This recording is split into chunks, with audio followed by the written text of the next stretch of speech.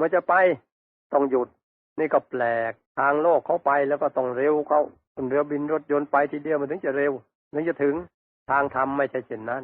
ถ้าเมื่อจะไปแล้วต้องหยุดเขาหยุดแล้วจึงจะเร็วจึงจะถึงนั่นแปลกอย่างนี้เพราะฉะนั้นต้องเอาใจหยุดนั่นเองจึงจะเร็วจึงจะถึงต้องเอาใจหยุดอยู่กลางดวงธรรมที่ทำให้เป็นกายมนุษย์นั่นหยุดทีเดียวพอหยุดถูกส่วนเห็นดวงใสนั่นแหละเรียกว่าเอกายนามัคหรือเรียกว่า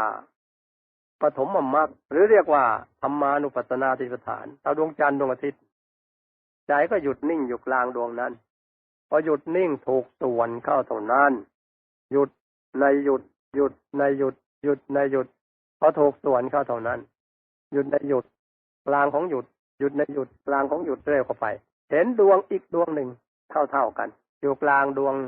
ธรรมานุปัสสนาสติปัฏฐานนั้นเรียกว่าดวงศีลหยุดอยู่กลางดวงศีลนั้นพอถูกส่วนเข้าเห็นอีกดวงหนึ่งเท่ากันเรียกว่าดวงสมาธิหยุดอยู่กลางดวงสมาธินั้นพอถูกส่วนเข้าเห็นอีกดวงหนึ่ง เรียกว่าดวงปัญญาดวงเท่ากันหยุดอยู่กลางดวงปัญญานั้นพอถูกส่วนเข้าเห็นอีกดวงเรียกว่าดวงวิมุตติใสละเอียดหนักลงไปหยุดอยู่กลางดวงวิมุตตินั้นพอถูกส่วนเข้าเห็นอีกดวงเรียกว่าดวงวิมุตติญาณทัศนะ